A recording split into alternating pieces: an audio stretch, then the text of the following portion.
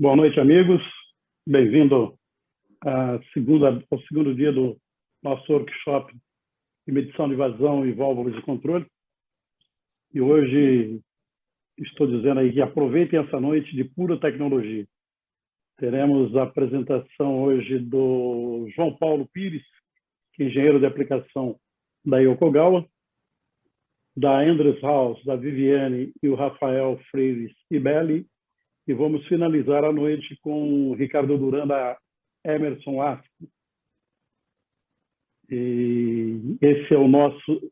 Na minha contagem, seria o segundo workshop que nós estamos promovendo desde que a ISA está presente na Bahia há 30 anos.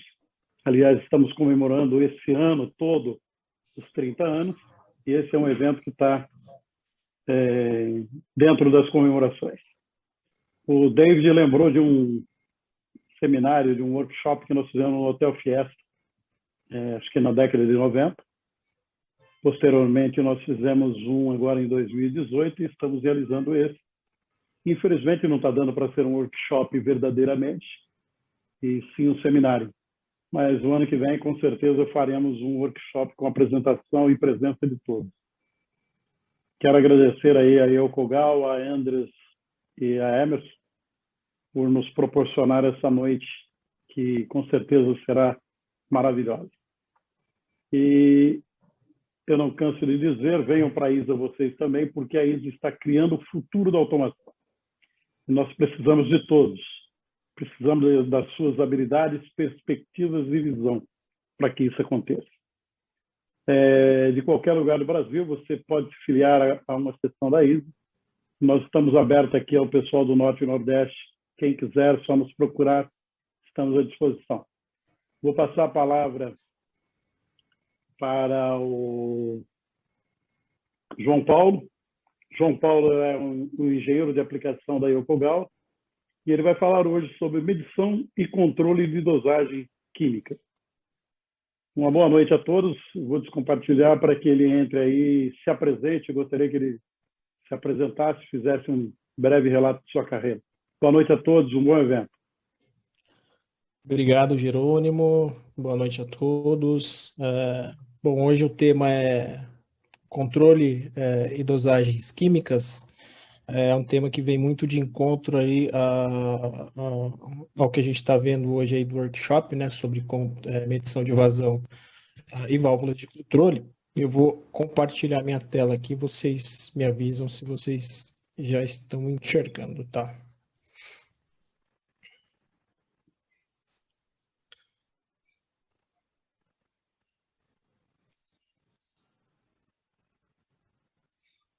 Estão vendo? Ainda não.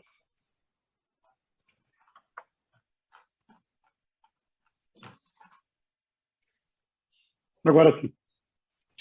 Legal. Bom, antes que você começasse, eu só queria pedir que todos desligassem os microfones e câmeras. Obrigado. Boa noite. Obrigado, Jerônimo. Bom, o tema hoje deixa eu ver se eu estou compartilhando a tela aqui. Bom, boa noite a todos, novamente. O nosso tema hoje é falar sobre medição e controle de dosagens químicas, tá? Eu me chamo João Paulo Pires, sou formado em Engenharia de Controle e Automação pela Universidade de Sorocaba. Moro aqui também em Sorocaba, com alguns parceiros, alguns amigos aí, né, de caminhada. Sou engenheiro de aplicação na Yokogawa América do Sul, responsável aí pela linha de produtos de vazão, tá? Dou suporte aos clientes aí em aplicações, apresentações, participação em workshop, treinamento do nosso time interno também, né? Não só aqui do Brasil, mas como da América do Sul. Os meus contatos também estão aí na tela, né? Quem quiser depois entrar, ficar com alguma dúvida que não der tempo da gente tirar aqui hoje, pode me mandar um e-mail, pode também me mandar um WhatsApp, esse é meu número corporativo, tá? Bom, Nosso representante aí da Bahia, acho que vocês já conhecem bem, é o Alex. Ele é o nosso representante comercial da Yokogawa na região da Bahia. O Alex, os contatos dele também estão aí na tela. E além de representante nosso aí, né, com a VMAG, ele também faz parte aí da ISA Seção Bahia. E já, né, adiantando aqui um spoiler aí, né, em setembro o Alex vai dar um treinamento aí sobre métodos de proteção aplicados nas áreas classificadas, né, e evolução da segurança intrínseca no mundo da instrumentação industrial. As inscrições são através do e-mail que vocês estão vendo aí na tela. Bom, o Alex vai falar um pouquinho sobre classificação de áreas, segurança intrínseca, projeto, seleção, montagem, inspeção, né? Tudo isso vai estar incluso aí nesse treinamento que vai ser ministrado por ele, tá? Iniciando aqui agora, né, falando um pouco bem rapidamente sobre Yokogawa, né? Yokogawa possui aí soluções completas em instrumentação e sistemas de controle e teste e medição. Yokogawa é uma empresa muito conhecida no mercado, bem consolidada, né? A gente está atuando no mercado há mais de 100 anos. Em 2021, a gente tem a nossa linha de instrumentação completa, toda voltada, né, para a indústria 4.0. Ao longo de todos esses anos aí aconteceram alguns eventos importantes dentro da história da Yokogawa, desde quando ela foi criada lá no passado, né? Muitos equipamentos surgiram aí pelas mãos aí, né, da Yokogawa, que colocou os equipamentos no mercado, tá? Tem uma rede mundial de colaboradores aí com quase 18 mil colaboradores mundiais. As operações globais, né, de rede de apoio ao crescimento estão espalhadas aí por todo o mundo, né? No Brasil, a gente está alocado em Barueri, em Alphaville, né? As nossas operações Fabris também estão alocadas aí ao redor do mundo. No Brasil, a gente tem o fornecimento aí de instrumentos de campo, pressão e também vazão. A gente tem aqui disponível a fabricação desses equipamentos aqui, né, em Barueri, em Alphaville, tá? Iniciando aqui o nosso tema de hoje.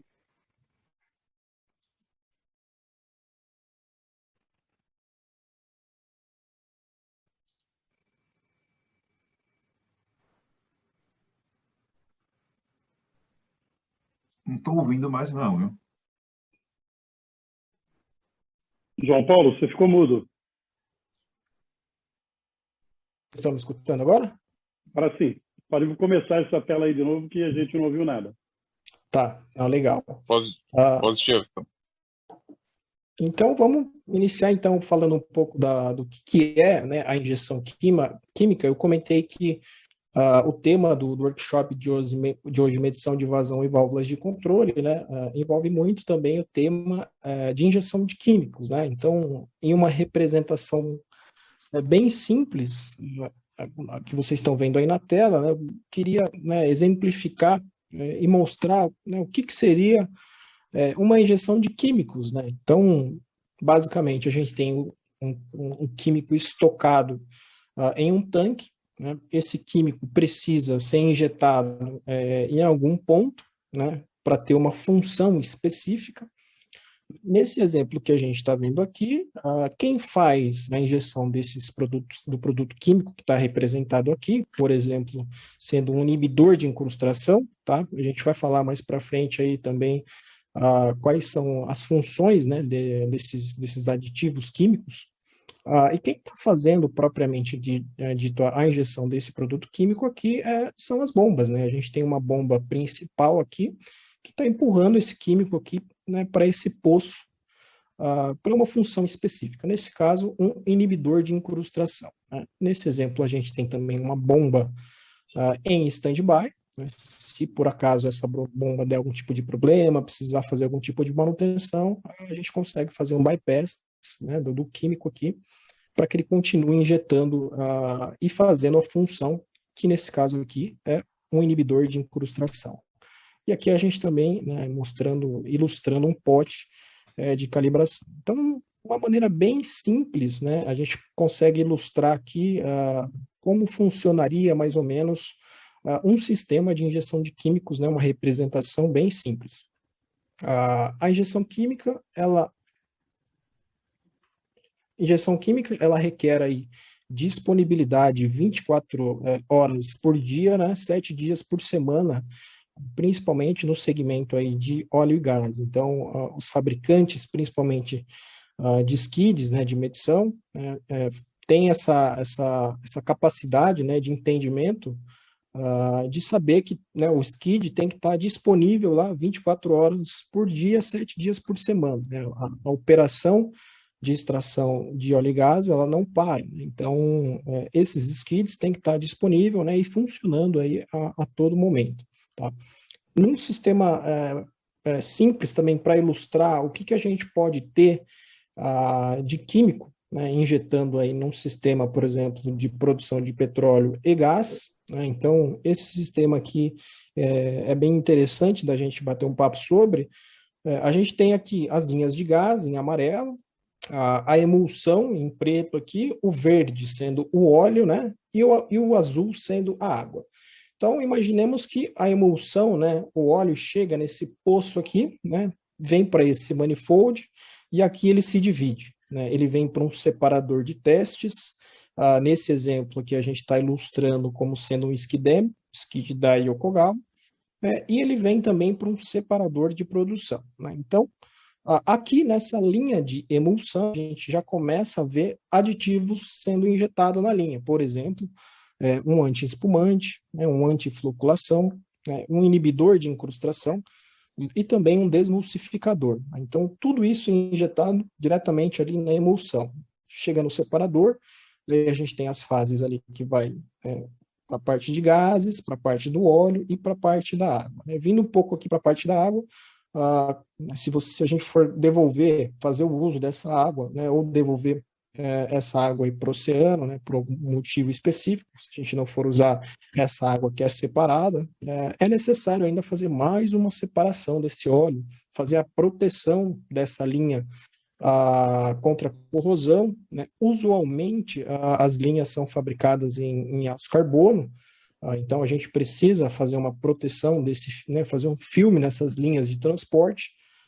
Se a gente vem para a parte de gases aqui, né, então inibidor de corrosão, removedor de H2S, tudo isso é injetado nessas linhas por skids de medição, de injeção de químico, né? Então, aqui também na parte de separador de produção, né, então linhas de transporte de óleo, inibidor de corrosão, inibidor de graxa. Então, a gente sabe que problemas atrelados a entupimento de oleoduto por conta de incrustação está muito atrelado aqui também a graxa, né? Então, num esquema simples, a gente consegue ver que a injeção química está presente aí em diversos pontos de produção de petróleo e gás. Não somente nesse segmento upstream, né, mas também no downstream, então refinarias, né, petroquímicas, na parte de mineração e metais também, dessalinização e tratamento de água. Então, a injeção química a gente encontra não somente na parte de óleo e gás, né, mas em diversas outras aplicações. A gente sempre busca injetar o correto justamente para não acontecer, né, ter consequências dessa dosagem, se é uma dosagem excessiva, ou a gente dosa menos, né? Então, se a gente dosa mais, né, eu estou trabalhando com 30% a mais do que eu deveria, estou injetando 30% a mais do que eu deveria. Então, eu vou ter um alto consumo de produto químico, logo eu vou estar gastando mais, vou estar jogando dinheiro fora, eu vou posso ter interrupções no processo devido à baixa qualidade da minha água produzida, né, baixa qualidade do meu produto final, né, tanto do óleo quanto do gás. E se eu doso menos, eu posso não ter o efeito esperado daquele químico, né? Então, se eu quero que a adição de químico seja um ozão, por exemplo, se eu doso menos do que o necessário, ele não vai ter o efeito esperado. e aí eu posso ter corrosão, incrustações na minha linha, e com isso, né, pode ocorrer também a perda de produção, né, e aí eu vou ter um alto custo de manutenção. Então, consequências da dosagem excessiva e também consequências da dosagem abaixo do necessário. Subdosagem, problemas com corrosão. Eu vou começar a ter declínio nas minhas instalações, nas minhas tubulações. Vai começar a ocorrer, por exemplo, eu posso ter a perda desse ativo, né? Pode causar um vazamento, né? Questões de segurança. Formação de hidrato. Isso aqui bloqueia o oleoduto.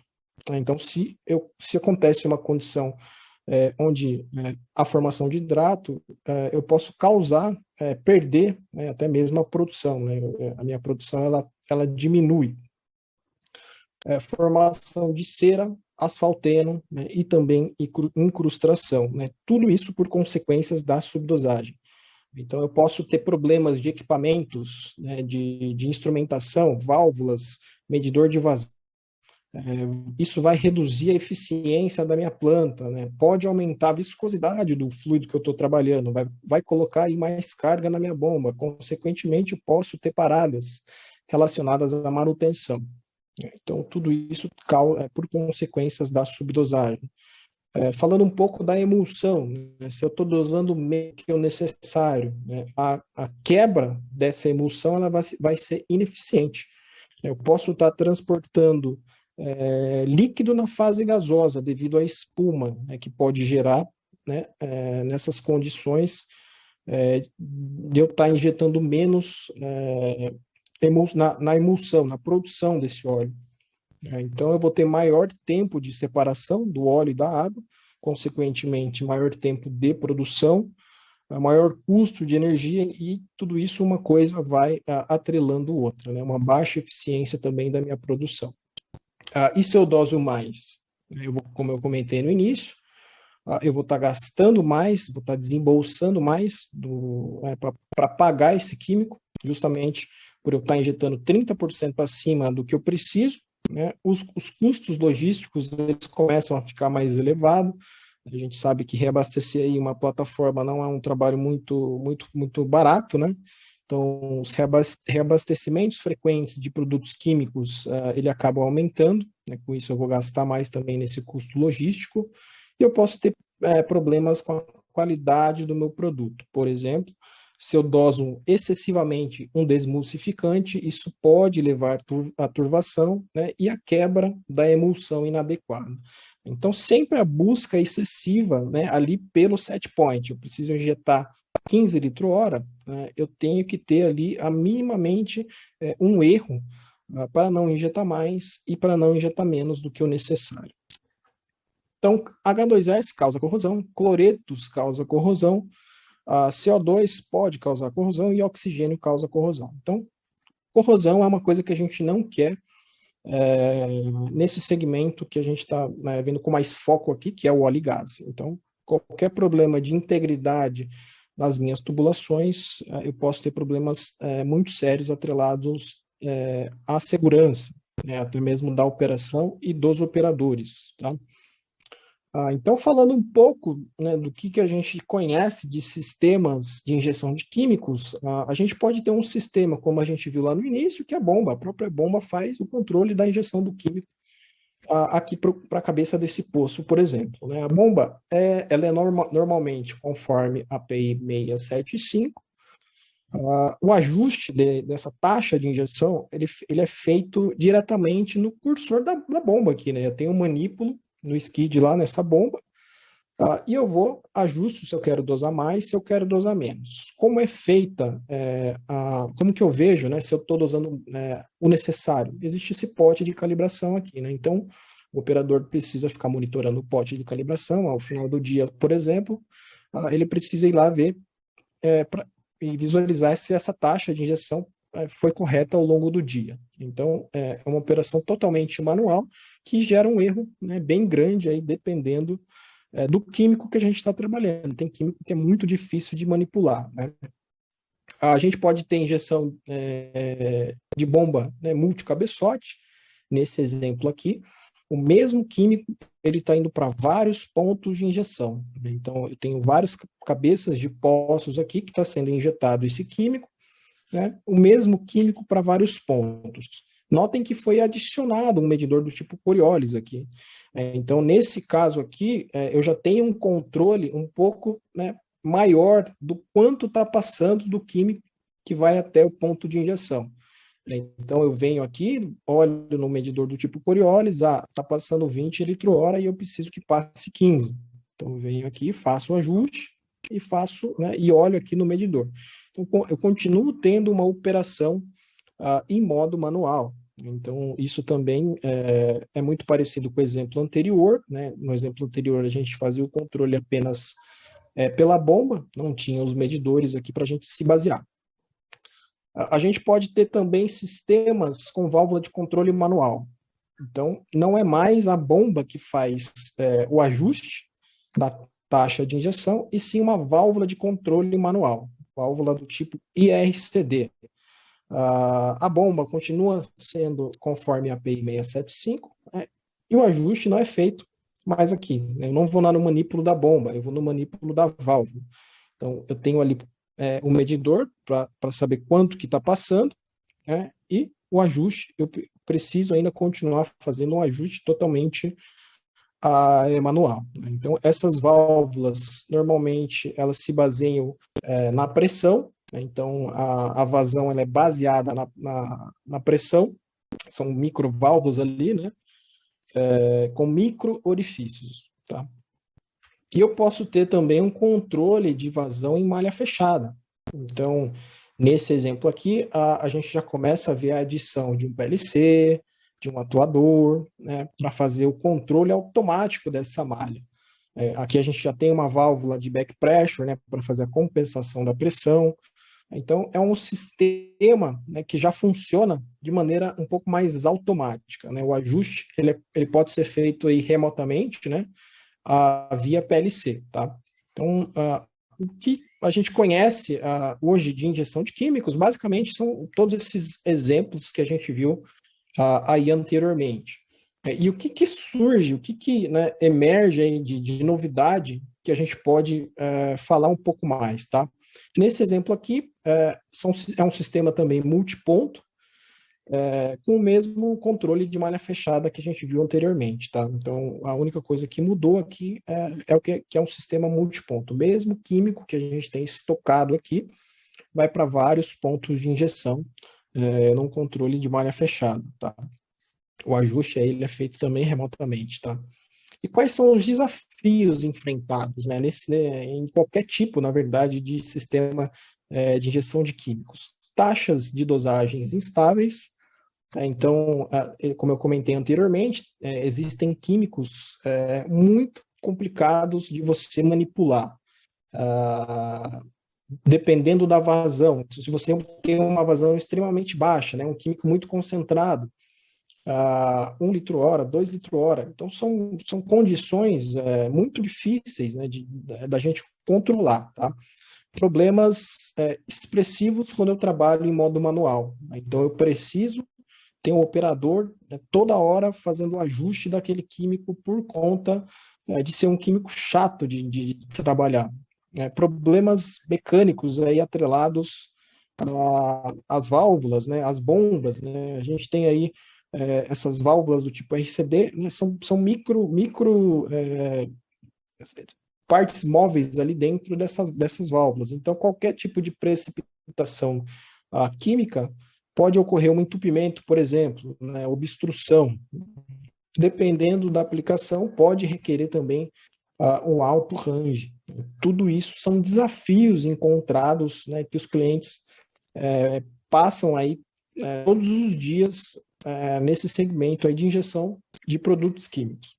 E o que surge de novidade, que eu acho que, não sei se vocês já tiveram a oportunidade de ver uma apresentação relacionada a essa tecnologia, né? É uma tecnologia que vem acoplada em um único equipamento, né? Ele pode ter a capacidade de medição de vazão, né? Ele pode fazer o controle, ele pode atuar a gente consegue fazer o controle remotamente, né, através de um PLC, né, interno nesse equipamento. Então, tudo isso a gente consegue fazer com um único equipamento. É um equipamento totalmente novidade, né? A gente chega com essa tecnologia muito recente, tá? É uma tecnologia que eu acho que pode revolucionar, vamos dizer assim, né, esses sistemas de injeção de químicos, tá? E a gente começa a perceber que os ajustes que antes eram necessários de maneira manual, a gente começa a buscar mais esse set point através dessa tecnologia. Tá? Como que essa tecnologia funciona? Você vai me perguntar. É um equipamento que mede vazão, tem válvula de controle, consegue atuar e a gente consegue fazer configurações remotamente. Né? A gente não precisa de um operador fazendo a configuração ali. Princípio de funcionamento desse equipamento. Vocês estão vendo na tela, é um princípio de equação mássica, né? Então, para ele saber quanto que está passando, ele precisa medir e ele precisa controlar, né? A gente tem o aquecedor, nesse caso aqui é um heater, né, que fica aquecendo ou diminuindo a temperatura, então ele tem a capacidade de 0 a 100 watts de potência. Esse fluido vai entrar por esse T1 aqui que a gente tem, vai passar por esses orifícios, vai encontrar um sensor de temperatura que vai fazer a medição. Nesse caso aqui, T1, vai continuar, vai encontrar um sensor de temperatura e vai sair por aqui. E como que ele atua? Qual que é o princípio de funcionamento dele? Expansão e contração longitudinal do metal. Então, quando a gente aquece esse metal, ele expande, deixa passar mais fluido. Quando a gente diminui a temperatura desse aquecedor, o metal contrai, passa menos fluido. Então, ele precisa ter a capacidade de medição de vazão através desses dois sensores de temperatura, né? É um medidor que faz a medição termal de vazão máxima, para ele conseguir atuar. Então, nessa forma que vocês estão vendo na tela aí, a gente tem o I, que é a energia térmica desprendida pelo aquecedor, então a gente tem de 0 a 100 watts, essa é a energia térmica do aquecedor. A gente tem CP é a capacidade de calor do químico que a gente está trabalhando. Então, para cada um químico que for trabalhar com essa tecnologia, a gente precisa conhecer, né, qual é a capacidade de calor desse químico para que ele faça aí a medição de vazão e o controle.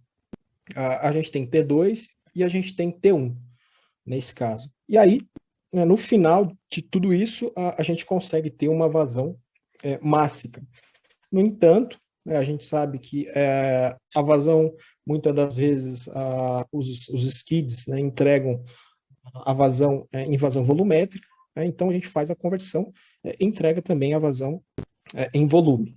Então, independente de variação de pressão, independente de variação de temperatura, viscosidade, gravidade específica, tudo isso é indiferente para essa tecnologia, tá? Tem um vídeo que demonstra um pouco com mais detalhes como que essa tecnologia funciona. Então, o fluido vai entrar por essas setas verdes aqui, vai encontrar um sensor de temperatura, a gente tem um aquecedor que está em vermelho, eu preciso passar mais fluido, né? Então, a gente vai aquecer, o metal vai expandir, vai passar mais. Expansão longitudinal. Eu preciso passar menos, o metal contrai e o orifício fica muito menor. Então, é dessa maneira que a gente consegue fazer a medição de vazão e o controle automático. Então, a contração e a expansão do metal seria como se fosse o atuador que a gente viu no sistema anterior. Então, no sistema anterior, a gente viu lá um PLC, um medidor de vazão máxima, a válvula e um atuador. Nesse caso aqui, a gente tem as 4 funções, né, nesse único invólucro. A gente acaba utilizando apenas um equipamento para fazer o controle da injeção de produtos químicos, tá? Esse vídeo aqui demonstra bem fácil o entendimento, né, que a gente consegue enxergar qual que é o princípio de funcionamento dessa tecnologia. É uma tecnologia comprovada em campo, né? Então, testes efetuados por longos períodos, tá?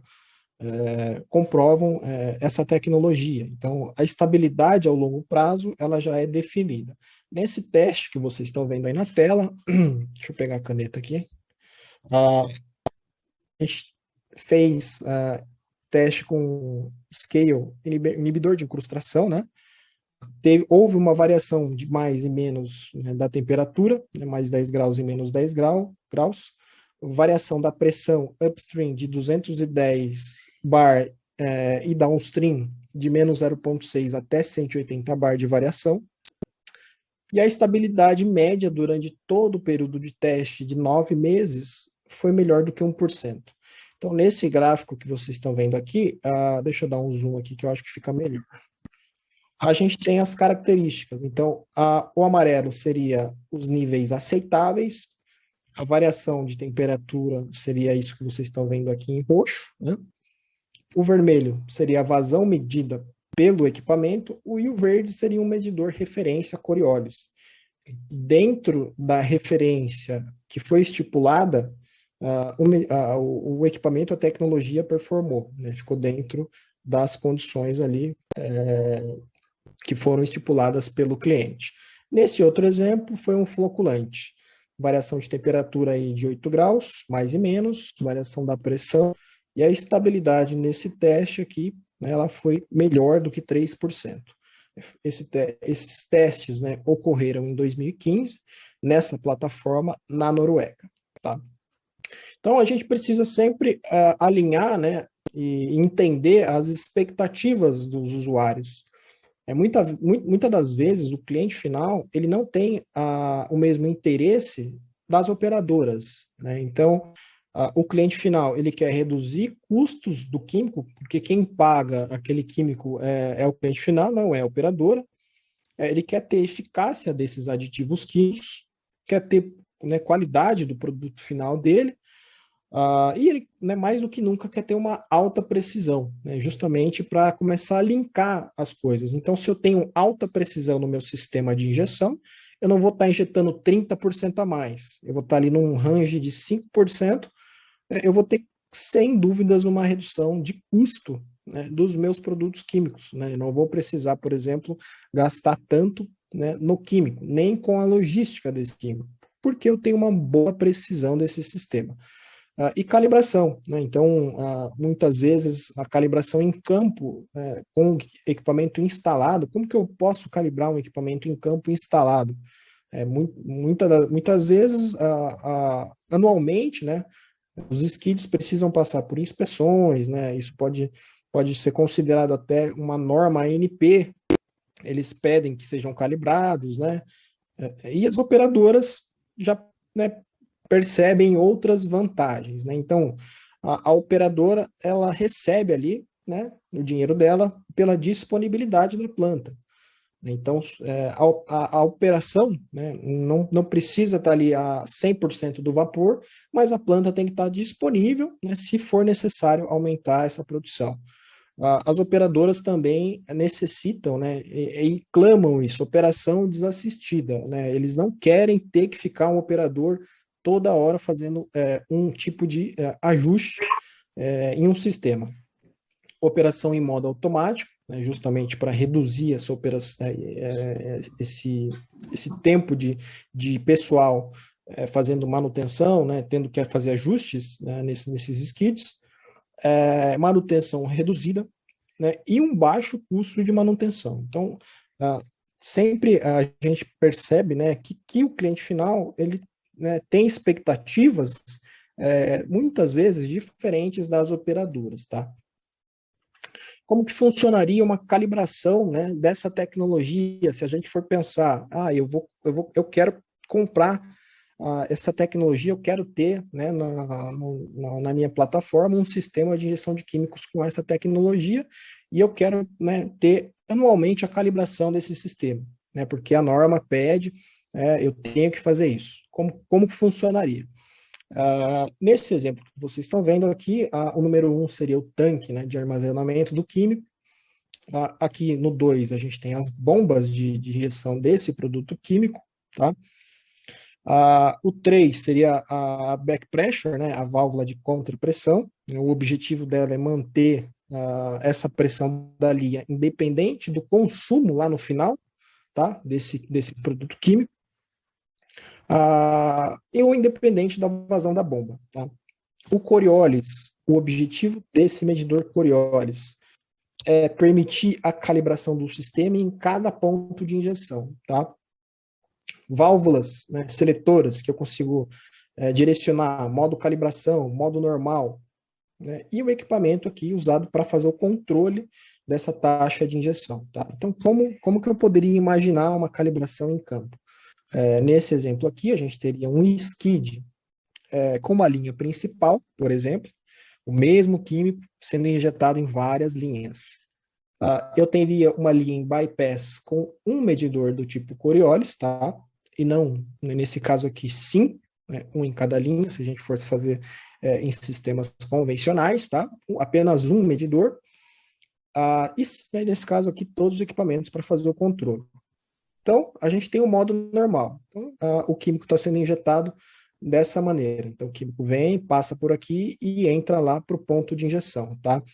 Eu preciso fazer a calibração de todo o sistema. Tudo bem, você fecha a válvula de modo normal e abre a válvula do modo calibração.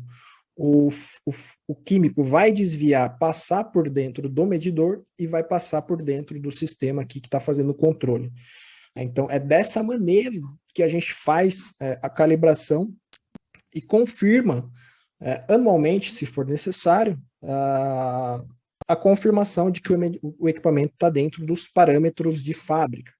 Parâmetros de fábrica. O que seriam os parâmetros de fábrica dessa tecnologia? Na medição de vazão, 5% da vazão. Então, ele vai entregar uma vazão com uma precisão de 5%. Lembrando que esse equipamento não é, a capacidade dele não é medir vazão. Ele precisa fazer a medição de vazão para fazer o controle da taxa de injeção. Então, por isso que ele tem essa precisão de 5%. Só que é uma precisão de 5% de um equipamento que faz tudo, na verdade, né? Ele controla, mede, atua. Então, é dessa maneira que a gente tem uma calibração em campo, né, offshore, né, lá do skid, né, dessa tecnologia. Aí você me fala, mas e um medidor do tipo Coriolis? Tudo bem, você pode ter um medidor em estoque, por exemplo, calibrado, né, e você faz a troca, por exemplo, manda esse para o laboratório, fazer a calibração, e você já tem um calibrado ali pronto para instalar.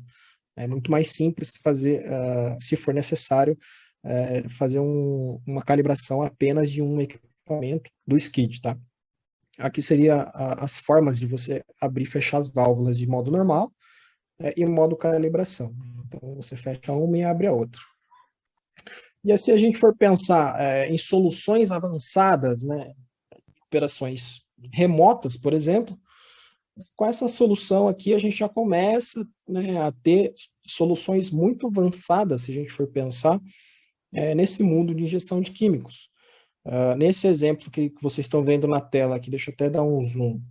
A gente tem aqui um medidor do tipo Venturi, fazendo uma medição de vazão da saída aqui do poço.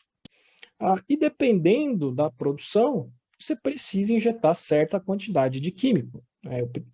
Um exemplo, eu preciso injetar 10 litros hora para uma produção X. Minha produção aumentou, não são mais 10 litros hora. Né? Eu preciso mandar mais químico. Nesse exemplo que está sendo ilustrado, a gente consegue fazer de forma automática. Então, esse sinal de vazão chega até o PLC e o PLC manda o sinal proporcional à vazão que está sendo consumida da produção. Então, conforme vai aumentando a produção, ele vai abrindo mais a válvula para injetar mais aqui na cabeça do poço, tá? Da mesma maneira que se a gente quer receber quanto que está passando lá no equipamento, eu consigo instalar um adaptador wireless e receber essa informação e fazer a leitura. Então, soluções avançadas que a gente pensava nunca existir, no sistema de injeção de químicos, isso já é viável. Com isso, a gente consegue ter uma redução, né, de peso. Esse equipamento é comparado a sistemas automáticos, né, onde você tem válvula, medidor de vazão, atuador, né, a gente consegue reduzir peso e espaço também. CAPEX também, né, ele é reduzido, né, não tem manutenção, independente de variação de temperatura, viscosidade, densidade do químico, a gente não vai ter problema de entupimento. Olhando agora aqui um esquema, né, para a gente enxergar no nosso gerenciador de ativos, por exemplo, né? Aqui está ilustrando os filtros, os estados dos filtros, né? A saúde da comunicação, ela está boa. Aqui um gráfico do meu sistema. Aqui mais para baixo, mostrando o medidor do tipo Coriolis, qual que é a vazão dele, né? Que ele está passando lá, eu estou recebendo esse sinal, a densidade, qual a vazão totalizada. E aí a gente já começa a inserir essa tecnologia na tela do sistema. Então, eu estou injetando um desmulsificador no ponto 1, ele está funcionando, a minha vazão é de 3 litros hora, e está setado para 3 litros hora, o totalizado 150 litros, e aqui tem as informações de pressão, temperatura da entrada, temperatura da saída. O que seria essa temperatura da entrada e temperatura da saída? A temperatura, né, do químico, quando ele passa. A gente tem um aquecedor dentro do equipamento, então ele precisa aquecer o químico. Então, nesse exemplo, né, 10 graus, esse químico vai aumentar né, depois que ele entra no fluid call, né, depois que ele entra e sai, ele vai ter um aumento de 10 graus. E a temperatura do aquecedor também mostra aqui. E aqui são outros exemplos mostrando outros pontos. Se a gente for pensar, né, em operação remota, né, eu não tenho um sistema que a gente viu anteriormente que faça essa compensação automática. Então, eu quero, né, fazer essa compensação remotamente. Eu consigo. Então, eu tenho através do DD do equipamento, né, da comunicação HART, eu seto quanto que eu quero que injete. Então, eu quero que injete 10, ok, eu mando para o equipamento, né, ele fecha ou abre a válvula. Nesse caso aqui, ele está lendo 9,7 litro hora, ele está setado para 10. Então, está dentro ali do especificado. Se eu aumentasse para 20, ele abriria, aqueceria, e aí passaria mais fluido, tá? Então, um pouco né, das características bem rápidas desse equipamento, né? A gente consegue operar em modo manual e também em modo automático, tanto lá diretamente nas configurações ali na tela, como remotamente através do DCS. É possível a gente salvar até 8 tipos de químicos na memória, né, do equipamento. Então, se eu quero ter um spare e meu skid tem 7 químicos, por exemplo, eu tenho um spare que pode atender a qualquer tipo de aplicação naquela condição, porque eu salvo até 8 tipos de químicos. Se eu preciso eu vou trocar o químico, vai passar um outro químico pelo mesmo skid e ele não está configurado, não tem problema, a gente faz essa calibração em fábrica e envia todos os fatores. Os fatores são configurados ali no equipamento e ele já está apto para trabalhar com esse novo químico, tá? O alcance, que a gente pode falar um pouco dessa tecnologia. Então, de 0,1 litro hora, né, é possível trabalhar até 80. Então, dependendo do químico que for passar, né, pelo equipamento, a gente consegue ter um range de vazão. Basicamente, se a gente tem aditivos químicos que são baseados em água, a gente pode trabalhar até 30 litro hora. Químicos que são baseados em monoetilenoglicol, 55 litro hora. Químicos que são baseados com base, né, em hidrocarbonetos, até 80 litro hora. Então, é dessa maneira. Então, em outras palavras, aí, produtos químicos à base de hidrocarbonetos, a vazão, né, que a gente consegue trabalhar com essa tecnologia, ela aumenta, né? Em modo manual, a gente consegue trazer para 0,1 litro hora. O que seria o modo manual? O controle não é mais feito de maneira automática pelo equipamento. Então, eu trago para o modo manual, jogo o aquecedor totalmente para 0. Então, ele vai de 0 a 100 watts, eu jogo ele todo para 0. Então, se eu quero trabalhar com 0,1 litro-hora, né, é dessa maneira que é feita a configuração. Você precisa trazer para modo manual. A partir de 0,6 litro-hora, tranquilo, modo automático funciona. Então, uma característica interessante dessa tecnologia que a gente pode comentar é a função de autolimpeza.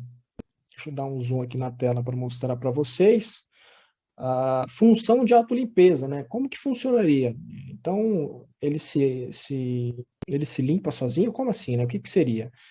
Vamos entender. Nesse exemplo que a gente está vendo na tela, a gente tem aqui o tracejado vermelho e o tracejado amarelo, né? Tracejado vermelho e amarelo são as referências, né? E como eu comentei, ele trabalha com uma referência de vazão de mais ou menos 5%, que a gente está vendo aqui na tela.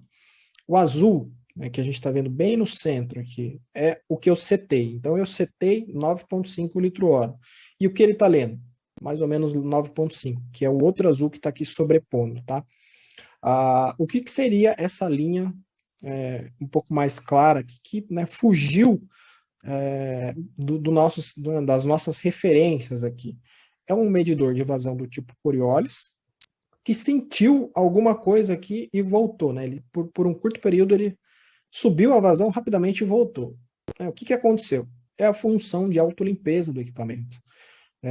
Ele começa a perceber, né, se começa a existir uma precipitação no químico, né, esse químico começa a cristalizar, por exemplo, isso pode acontecer, né? Esse químico começa a passar dentro do equipamento e isso pode, né, começar a acarretar ali um certo tipo de entupimento. O que ele faz? Aquece totalmente, joga para máximo. Então ele vai para 100 watts de potência. Então a válvula totalmente aberta. Quando a gente faz isso, a gente libera o fluido para passar, para tudo que tiver incrustado, entupido, para liberar. Então você aumenta a área por um curto período, tá? E depois você retorna à condição normal. Mas eu tenho que fazer isso, né? Como que eu vou perceber? Como que eu tenho que fazer isso, né? Vocês podem estar perguntando. O equipamento faz de maneira automática, tá? A gente começa a ver aqui não dá para ver porque está sobreposto. Mas ele começou a perceber que ele está perdendo a referência, opa, deixa eu abrir. Abre totalmente, libera o que tem ali atrapalhando a sua medição e ele retorna ali à condição normal. Então, nesse exemplo aqui, é a função de autolimpeza trabalhando. Essas duas referências aqui são temperatura de entrada e temperatura de saída do químico, tá? São Paulo, Bom, 15 minutos. Oi. 15 tá minutos. Bom, esse aqui é o último slide. Para finalizar, a gente pode ter um tempinho para as perguntas. Qual que é a proposição de valor dessa tecnologia, tá?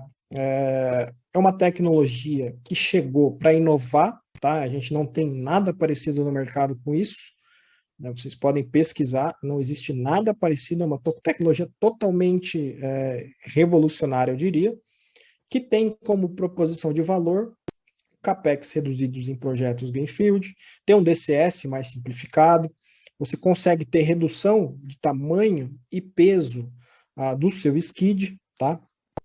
O seu OPEX é reduzido na vida útil do ativo, né? Você começa a eliminar a superdosagem e a subdosagem, a gente tem aquela faixa de precisão do equipamento, de mais ou menos 5%. Usualmente, a gente costuma receber solicitações, né, onde o cliente trabalha com 30%, 35% acima do set point e ajustes manuais, tá? Isso elimina a atenção do operador, justamente você não tem que ficar toda hora fazer um ajuste ali no equipamento, é feito de maneira automática, sem necessidade de calibração. Ideal, né, para operações desassistidas, então você não precisa se preocupar, e é livre de manutenção, tá?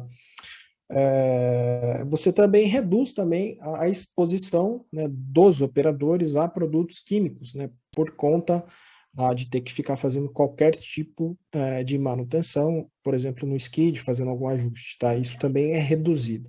Então, essas são as características, né, principais de proposição de valor dessa tecnologia, né? Bom, a gente deixou 15 minutos aí para responder as perguntas, caso tenham ficado algum tipo de pergunta. Eu agradeço já antecipadamente aí a oportunidade de falar sobre essa tecnologia, uma tecnologia que eu acredito que ainda não chegou nada parecido no mercado, né? Então, como o tema hoje é medição de vazão e válvula de controle, veio muito a calhar a gente falar dessa solução, tá? Eu peço agora a ajuda aí do Alex, se tiver algum tipo de pergunta. O João, pode abrir o seu vídeo, por favor? Claro. O Alex vai fazer as perguntas aí para você. Beleza. Ô, João. Oi. Estou escutando. Alex, cortou. Não, eu estou só selecionando as perguntas. É o seguinte, a primeira pergunta é do Gustavo. Ele fala assim: boa noite. Você está me ouvindo, João? Estou te ouvindo, pode falar. Essas bombas dosadoras geralmente são alternativas porque causam uma vazão oscilante, conforme o movimento de compressão, descompressão. Como vocês conseguem estabilizar a medição? Utilizam diafragmas, amortecedores ou média histórica? Exatamente. A gente tem que ter ali um amortecedor de pulsação, né, na linha, para ter um controle e estabilidade dessa vazão. É exatamente isso que ele comentou. Precisa ter esse amortecedor de pulsação. Então, não somente bombas conforme a PI, né, mas bomba pistão, stroke, né, tudo isso você pode trabalhar sem problema nenhum, né, desde que a gente utilize aí os amortecedores de pulsação, o skid. Jerônimo Mendes perguntou: como seria a montagem do Fluidicom nos skids, visto que temos vibrações expressivas nos mesmos? E como isso não afetaria a medição? Não afetaria. Essa tecnologia, ela não tem, por exemplo, como a gente tem a necessidade de medidor de vazão ter trecho reto, ter posição correta, né? Você pode instalar ele de ponta cabeça no skid, de qualquer maneira, dependente de vibração, isso não interfere de maneira nenhuma. A maneira que ele faz o controle é por contração e expansão longitudinal do metal. Então, isso não existe qualquer problema de vibração da bomba, por exemplo. Isso não tem nenhum tipo de problema. Então. O Henrique Santos pergunta como essa tecnologia é aplicada à dosagem de químicos, sabendo que há problemas de corrosão. Existe algum tipo de revestimento? Se sim, o aquecimento não seria um problema? Problemas de corrosão, de incompatibilidade química, pelo que eu entendi, foi isso. Todos os químicos que a gente precisa, né, trabalhar com essa tecnologia tem que ser compatível com a Sinox, tá? Então, a gente faz esse estudo, né, anteriormente, quando a gente recebe a solicitação, e todos os químicos, né, vamos dizer que a maioria deles são compatíveis com o aço inox. E eles sendo compatível com aço inox, né, as partes molhadas desse equipamento são em aço inox, não tem problema. Esse sistema, o Ramiro Serra pergunta assim: esse sistema, parabéns pela apresentação, João. Tire uma dúvida. Obrigado. Esse sistema de autolimpeza é similar àquele blowback? Me explique com mais detalhe, por favor. Qual é a periodicidade dessa limpeza? Vê-se que ela é programável. Essa limpeza é feita de maneira automática, tá? A gente não precisa fazer nenhum tipo de interferência. O equipamento, por si próprio, quando a gente tem o set point, ele tem o mínimo e o máximo que ele, né, aceita de faixa de trabalho dessa medição. Se esse mínimo, ou ele começa a perceber que esse mínimo, ou esse máximo, na verdade, começa a fugir do set point, ele já tem esse algoritmo interno que percebe que há algum tipo de problema ali que está acontecendo dentro, né, das tubulações. O que ele faz? De maneira automática. Não precisa programar, não precisa configurar. Ele já faz essa abertura e fecha automaticamente. A gente não tem que fazer nenhum tipo de interferência, tá? É de maneira totalmente autônoma. Como ele é um sistema de injeção multiponto, eu posso utilizar o mesmo FluidCon para várias aplicações no mesmo skid. De manhã passa um produto no FluidCon e esse mesmo FluidCon pode passar à tarde um outro produto, se é só ajustando? Exatamente. Como eu comentei lá na apresentação, a gente pode até ter 8 tipos de químicos na memória do equipamento. Então, você fala para mim, no meu skid, eu vou passar esse químico de manhã, esse químico à tarde e mais esse químico. Então, de manhã, ele está setado para trabalhar com esse químico, você vai mudar o químico. Então, você vai lá na cara do instrumento ou remotamente, faz o ajuste. Agora vai ser o químico 2. Ele altera todos os parâmetros conforme calibração de fábrica que a gente já fez, ele está pronto para trabalhar com esse outro químico que você vai utilizar no caso, né? Então, até 8 tipos de químicos a gente consegue cadastrar ali na memória do equipamento. Aí, finalizando, Jerônimo Mendes agradece, fala excelente apresentação e parabéns por trazer essa inovação a todos nós. E você conseguiu trazer no mesmo workshop, com 2 temas, um mesmo equipamento. Parabéns. Obrigado, Jerônimo. É um prazer, né, falar de tecnologia com vocês aí, tá? Estamos sempre à disposição, eu, né, como funcionário da Yokogawa, estamos sempre aí abertos, né, a fazer esse tipo de apresentação, que a gente acha muito, muito válido, muito interessante, apresentar essas novas tendências de mercado, né, e falando um pouco do FluidCon, né, trazer essa tecnologia para vocês. Eu agradeço. O Marcos Costa, ele finaliza aqui com a última pergunta, falando: João, parabéns pela apresentação. No instante de limpeza, o equipamento é levado até a condição de vazão máxima? Na verdade, ele abre totalmente a válvula, né? Isso quando a gente fala abre totalmente, existe um gradual. Como é aquecimento, gradualmente ele vai abrindo a válvula. Então, o tempo não é de 0 a 100%, né? Num curto período de tempo. Quando ele percebe que já ocorreu essa limpeza, ele não está mais percebendo algum tipo de incrustação, ele já começa a fechar. Tá? Isso é feito de maneira também automática. Ele não deixa chegar a vazão máxima, por exemplo, de 60 litro-hora. A gente está trabalhando com 2, 3 litro-hora. Ele não vai jogar para 60 litro-hora para depois retornar. Ele vai jogando, vai incrementando, né? 5, 6, 7, 8, 9, 10, viu que liberou, ele retorna na posição inicial ali de set point. Então, presidente Jerônimo, com você aí, a Yokogawa e a VMAG agradece.